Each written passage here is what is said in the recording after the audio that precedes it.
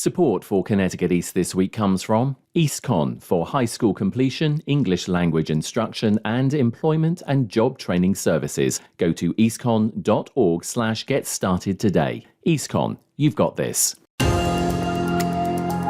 In this education special edition, we talk to EASTCONN about their adult education services and how they're positively impacting the lives of adults here in our region who've decided to give school another chance. Plus, we take a look at other stories making the headlines from around the region. This is Connecticut East This Week.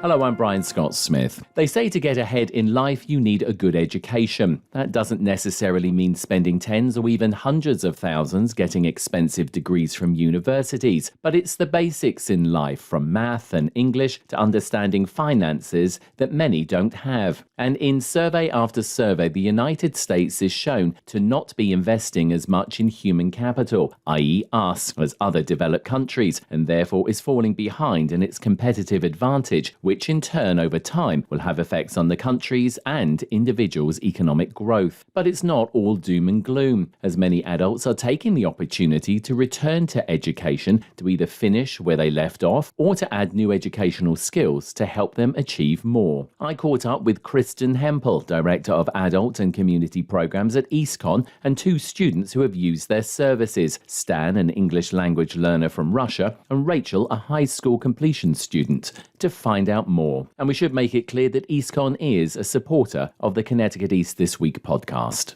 Kristen, it's nice to have you back on the podcast. Welcome again. Thank you. It's great to be here. So, of course, could you give the audience and our listeners a sense of, when we're talking about adult education, what is that? Adult education primarily engages two populations. We have adults over the age of 17 who do not have high school diplomas, and adults who live in Connecticut but either need to improve their English language skills or are preparing for citizenship process. In Connecticut, there are over 225,000 working age adults without a high school diploma, and over 210,000 adults who do not speak English well or at all. By the year 2024, almost 50% of the job openings will be middle skilled and 32% will be high skilled. In less than 3 years, nearly 80% of all job openings will require a high school diploma. So what does that mean for Northeastern Connecticut, where we have over 13% of our adults without a high school diploma, or more than 2% of our adults who don't speak English well? We're talking to these adults without diplomas, and they're coming to us because they've left formal schooling for a wide variety of reasons. Sometimes they have an undiagnosed learning disability that has impacted their ability to succeed in a traditional classroom. Sometimes they've had to leave in order to work to help support their family. Sometimes they've made a few bad choices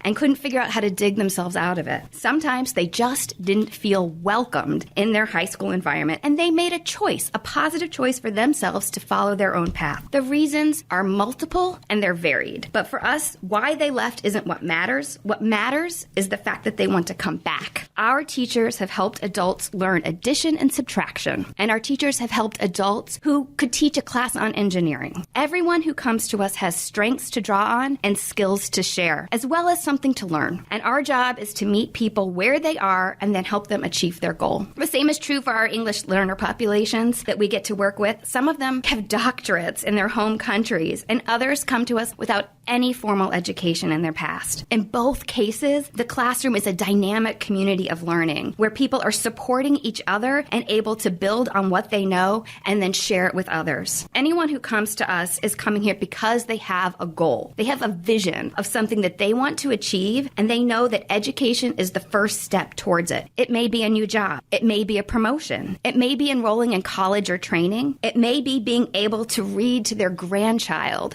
or help their kiddo with homework. It may be to just prove to themselves that they could do it. Whatever it is, the people who come to adult education are making a choice to prioritize their future opportunities even when their lives are already busy with family and jobs. Every single one of them is working hard to make their lives better. Tell us a little bit more about, some of the courses that are run by EASTCONN, because you gave us a nice nice sort of like overview there. I know there's a lot of them, but just give us a sense of some of the courses because, people are going to be interested in that as well who are listening to this. So we offer high school completion courses, and we have 3 different pathways for people to earn their high school diploma. Most people, or a lot of people, have heard of the GED. And so people who want to pursue a GED will come in and we will work with them to help them prepare for that test. And that's a series of 4 tests: math, English, social studies, and science. And we will do an entry assessment and then help them progress so that they can achieve the results that they need on those tests. Other people come to us and they say, listen, I want to work towards a credit diploma. And that program is very similar to a high school program in terms of distribution requirements. You have to have so many credits in each of those core academic areas. And so we run small classes with really personalized attention, again, where we're able to have the students take those classes and earn the credits to earn that diploma. Finally, we have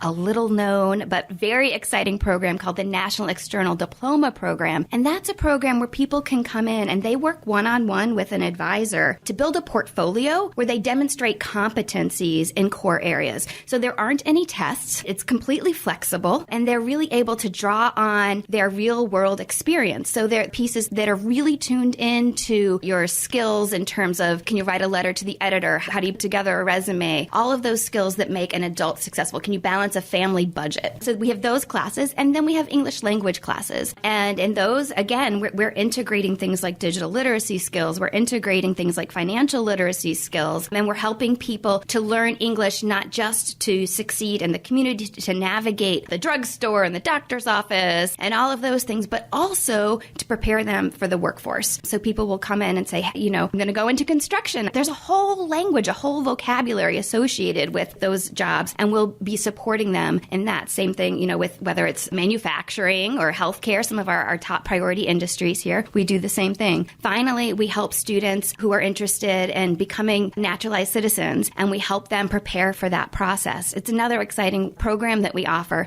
And then sort of across the board, we have adults who come in here who don't have some of the basic elementary, middle school level academics. And so we also offer adult basic education so that they can then enter into those other programs and succeed on their journey there. Yeah, I was going to say, so what sort of age group? When we talk about adult, what is that, 18 up? Talk to us about sort of the age group, just general. Sure. We serve everyone in adult education starting at age 17. You are able to withdraw from high school. And so we have 17-year-olds we graduated someone who was almost 100. That was a number of years ago. I think right now we only have a few people in their 60s, but we do have some people who are over 60 in our program, and it provides a wonderful community. Think about that kind of multi-generational space where people are able to grow. One of the challenges I think in our community is that we do end up in these bands of ages. And so we come into this adult education classroom and everyone is in it together and they find those commonalities. Clearly it's true. You never are too old to learn. Absolutely. Absolutely. And you're never too old to teach or too young to teach too. So I think that that's also a powerful thing that's happening. The information and whether it's about just navigating the world in general or if it's about academics, there's a great sharing that happens in the classroom. Now, EASTCONN, of course, covers eastern Connecticut and sort of like northeastern Connecticut, and quite a large area. And you've been doing that for a long time. The state isn't large, we know that, but every part of it is unique. Tell us about the unique nature of northeastern Connecticut and some of the challenges that come along with living here that, adults then face. Well, we have thousands of adults in our region with low basic skills, whether that's reading, math, or English literacy, or digital literacy or financial literacy. And if we want our economy to grow and be stronger, if we want our schools to be better, our communities to flourish, then we do need to work on connecting those adults to education so that they can thrive and their children can have the support that they need and our communities have the engaged and informed citizens that we need for our democracy to succeed and to serve the people. And if our businesses are going to succeed with a trained workforce, we need to be engaging people into the adult education arena. I love northeastern Connecticut. I love that I can walk to the end of my road and be on a hiking trail. I love that I can go road over and recenter my priorities while watching some cows. I love that UConn and ECSU are in our backyard, as well as our great Connecticut State Community College at Quinebaug Valley. Some of the best Mexican food I've ever had is out here in Willimantic. We are an amazing community with a lot of beauty and wonderful people and untapped potential. But our region does struggle economically. We have some of the highest rates of poverty in the state, whether you're looking at the Alice report or the Dalio report. the message is clear. We need to do more for our neighbors. We need to make sure that the people who live here have the opportunity to learn the skills that they need to get and maintain those jobs and with family-sustaining wages. We need to make sure that people who seek those opportunities have the access to the education that not only provides them with the bare-bones academics, but also those critical digital literacy and financial literacy skills that I mentioned earlier. I do want to highlight the Dalio report, which brought out the fact that our region has a high number of youth, and those are identified as age 14 to 26, who are disconnected. They are not engaged in work or education, and they are slipping through our community's fingers. When you look at a heat map of Connecticut, our region lights up. About 20 to 40% of our youth in northeastern Connecticut are considered disengaged, depending on what town in our region you're from. That's startling. That's a huge chunk of our families. So programs like adult education are opportunities to re-engage them, to offer them a meaningful path forward so that they can begin to build their skill sets and develop their self-sufficiency. Life isn't always a straight shot, and sometimes we need opportunities available to us at different times. And if we give up on them, then we give up on ourselves. We're just not ready to do that. Stan, welcome to the podcast. So tell us, what motivated you to advance your education and training, specifically brought you to EASTCONN? When we arrived in USA 5 months ago, we understood that everything was different here, and we need to start from scratch. First of all, we need to speak the language of country of residence. This will help you adapt to live a full life. Volunteers helped us find the EASTCONN, this service. And tell me, how does it feel to be in a classroom with other adults? You know, were you nervous at first? Just tell us how it all felt. We have no problem because we are the same age ourselves. The goal is to speak English first, our goal and main goal. And then tell me, were there any specific obstacles that you faced when you first started? The obstacles were in the absence of transport. At first, EASTCONN helped us by offering transportation assistance. We were taken from home to school and back. And then, you know, what would you say to like friends or family or anybody else who's interested in following in your footsteps? I am still at the beginnings of the journey myself, but I would like to say that in order to adapt to a new country, you first need to start speaking English first. For this purpose, there are such organizations as EASTCONN, and nothing will be solved by itself. And obviously, EASTCONN, how do you feel about EASTCONN, the organization? Is it a good organization for you? Of course. Thank you. Stan, it's been great talking to you. I know you're a busy man. Spasiba. And welcome to the country. Thank you. And we are talking to Rachel, who is also an adult learner. Rachel, welcome to the podcast, and thanks for your time today.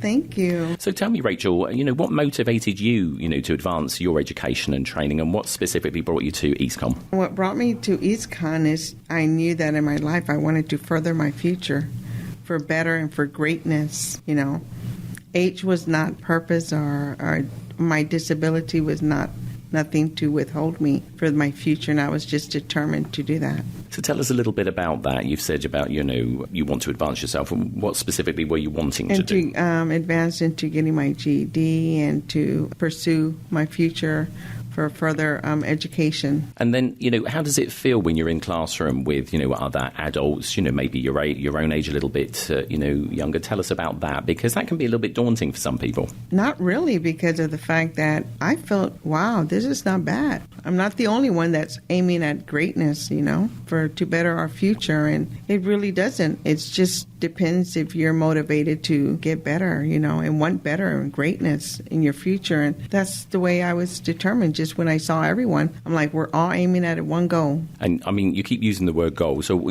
ultimately, you're going to get your GED. And then what do you want to progress to from there? College and probably the medical field or counseling, between those two. How is it, being in a classroom? You said it was fine being in a classroom with other adults. I mean, were you all bouncing off each other, as it were? I mean, was there a camaraderie? Did you? Well, the great thing about EASTCONN that I can say that we have the most greatest support through the teachers, the counselors, and just anyone that works at EASTCONN. They are just so supportive in a lot of things, and they make you feel, wow, this is not bad. Okay, I'm failing in this, or I feel like this, or whatever. am I going to get to?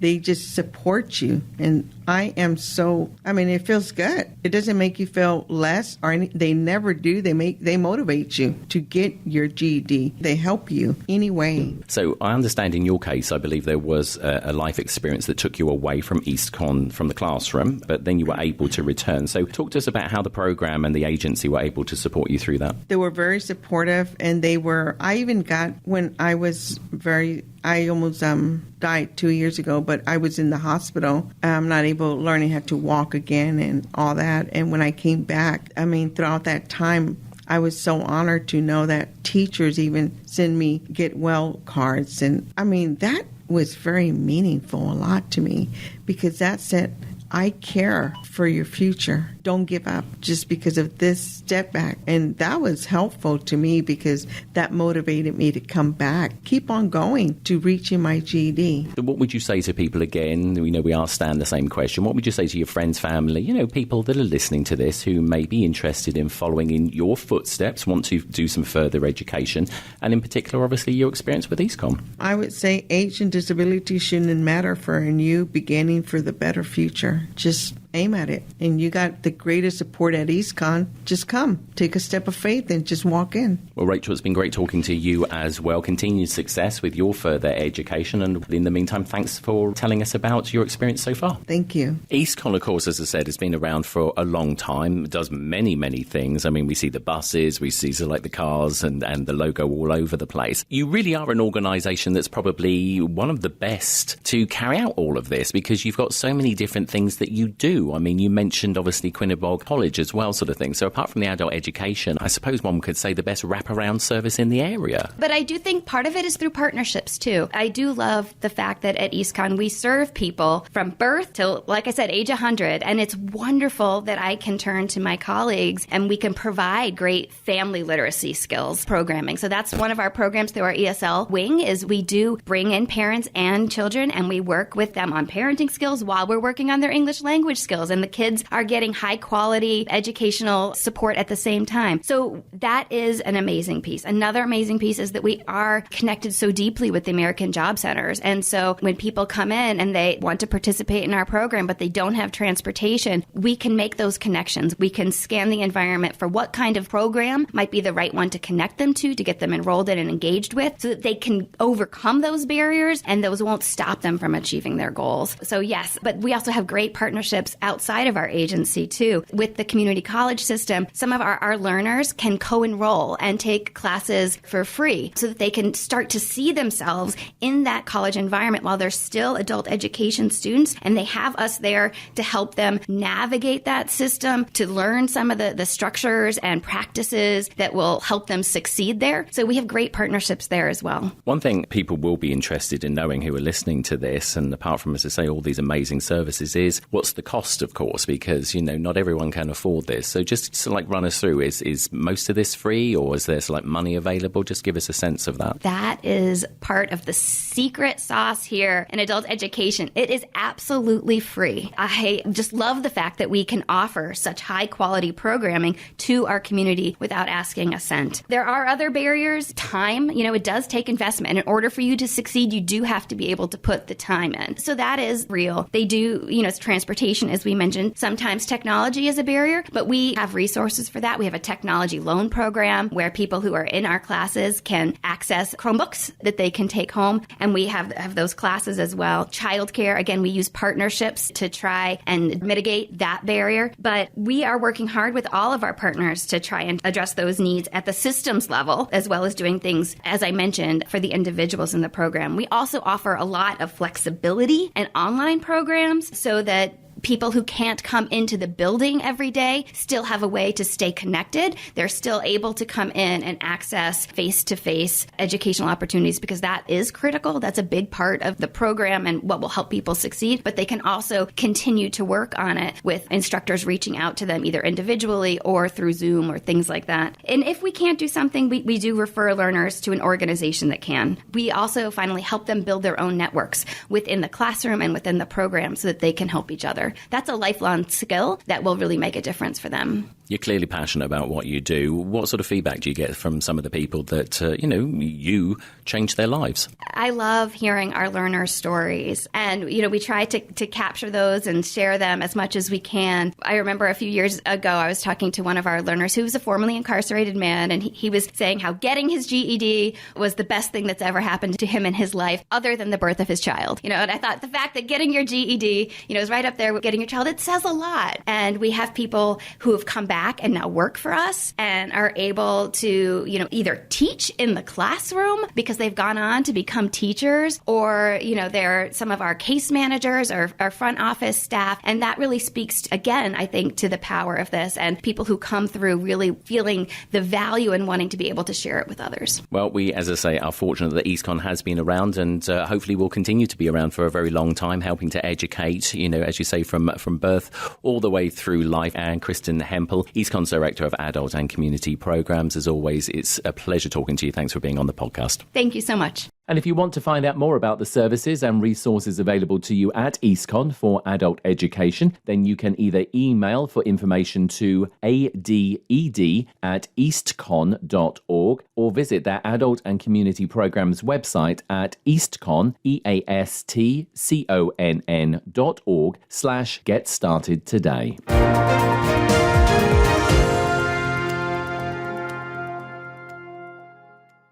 Smokey the Bear. Then you know why Smokey tells you when he sees you passing through.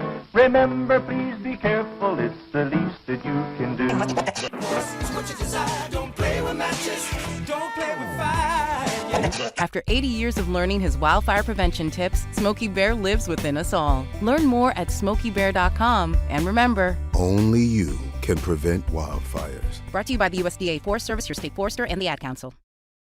Connecticut East this week is made possible by EASTCONN. Know someone who wants to learn English? Enroll today in one of EASTCONN's free English language learner programs offered virtually and in person. Learn English to get a better job, to access training or college, to help your children with school, or to prepare for US citizenship. Succeed from registration to graduation with flexible classes that suit your busy lifestyle. Visit eastconn.org/get started today and take your first step towards a brighter future. EASTCONN, you've got this. Time now for a look at other stories making the headlines this week. Governor Lamont announced recently that President Joe Biden has authorized an emergency declaration enabling personnel and equipment from the Federal Emergency Management Agency, or FEMA, to assist state and local emergency response teams with the possibility of additional flooding in New London County, resulting from the January 10th severe storm, including a potential breach of the privately owned Fitchville Pond Dam in Bosra. The declaration means that federal personnel and equipment can mobilize and assist in actions that will protect lives and property and lessen the threat of a catastrophe should it be determined that such immediate action is needed. The declaration applies to all of New London County, including the Mohegan Tribal Nation and the Mashantucket Pequot Tribal Nation. State and local teams have been on the ground monitoring the Fitchville Pond Dam since officials discovered that it was leaking following recent heavy storms, and several contractors were brought in to take actions to prevent the situation from worsening, including through the building of a cofferdam to serve as a backup and prevent potential future damage. Connecticut has what one group sees as an overwhelming population of disconnected young people from ages 18 to 26 who aren't in school and aren't working. Edwin J. Vieira from the Connecticut News Service has this report. The Dalio Education Report notes in 2022, more than 119,000 young people in the state either dropped out of school or were considering it, and that many in this population are either unemployed or unemployable. Chris Liddy with Dalio Education says multiple factors contribute to the trend. Some young people are providing childcare for their own siblings. Some young people have to go to work, so they're dropping out of school or they're engaging in the informal economy. Others have transportation issues or health issues. Recommendations include improving data collection so schools can see the problems as they happen, strengthening the organizations that help young people, and greater investment to get them connected to jobs and other opportunities. Liddy hopes the report can be a springboard for results either through legislation or community action. I'm Edwin J. Vieira. In the Connecticut Inside Investigator this week, the Lamont administration announced the formation of the Connecticut Council on Homelessness, which will include leaders from a wide range of government departments to focus on improving the state's current programs, meeting housing demands, and improve the effectiveness of the state's response to homelessness. The move comes weeks after a bipartisan group of lawmakers joined nonprofits that focus on homelessness to raise the alarm over the increasing number of people living outside with no shelter and the lack of available shelter beds as Connecticut entered its coldest winter months. Nonprofit leaders called for an additional $20 million in funding, while legislators lamented that every year they have to bring attention to this same issue at the onset of winter. Connecticut's homeless population has increased over the last 2 years, and many shelters say they need more funding and space to keep people and families from freezing outside. The council will include leaders from 12 agencies, ranging from the Department of Housing to the Department of Labor and the Department of Corrections.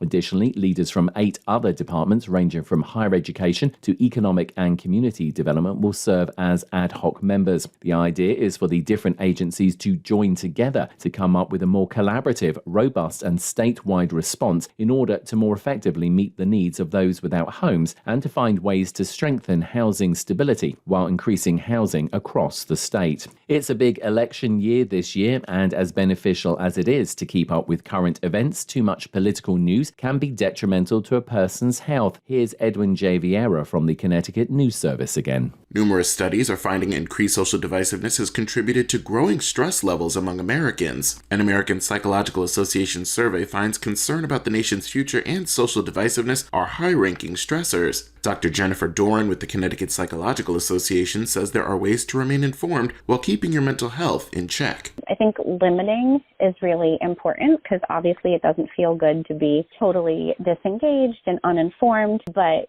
too much exposure, especially if we know it's having a negative impact, right, on mood and mental health is not going to be good. She notes taking some time off from using social media can also help, and it's also a good idea to not watch any political news before bedtime. The challenge of keeping to this is also the problem. While you might use social media to check in with friends and family, articles about politics and current events could be all around, waiting to draw your attention. I'm Edwin J. Vieira. The state and Treasurer Eric Russell announced recently that 7,810 children across Connecticut have been born automatically eligible for the landmark Connecticut Baby Bonds program since it launched on July 1st, 2023. Connecticut is the first state in the nation to fund and implement a baby bonds program aimed at building a brighter future for children born into poverty. Children whose birth is covered by Husky, the state's Medicaid program, are automatically enrolled in the program and are having $3,200 invested on their behalf. Those investments, which are managed by the Office of the Treasurer, will grow over time and can be used when the participant is aged between 18 and 30 for specific purposes intended to help build individual wealth. Those include purchasing a home in Connecticut, starting or investing in a Connecticut business, paying for education or job training, and saving for retirement. It's estimated that about 15,000 babies will be eligible for Connecticut baby bonds annually, and parents of eligible newborns do not need to take any action to enroll or apply. In 2021, Connecticut became the first state to pass baby bonds legislation, and funding was secured under a plan that lowered the overall cost of the program by more than $200 million than initially anticipated. Connecticut's baby bond funding solution was named Innovative Financing Deal of the Year for 2023 by the Bond Buyer, a publication serving the municipal finance community. For more information about Connecticut baby bonds or to sign up for periodic email updates about the program, visit babybonds.ct.gov. And Downtown Stores has seen a flurry of new businesses open there recently, with 2 new restaurants and a vintage comic books and video games store. Cynthia Van Zelm, Executive Director of Mansfield Downtown Partnership, said she is excited to welcome the new businesses to the area and that all the owners live and work locally and have strong ties to the community. The addition of the 3 new businesses means there are now 73 businesses and organizations operating in Downtown Stores next to the EASTCONN Stores campus.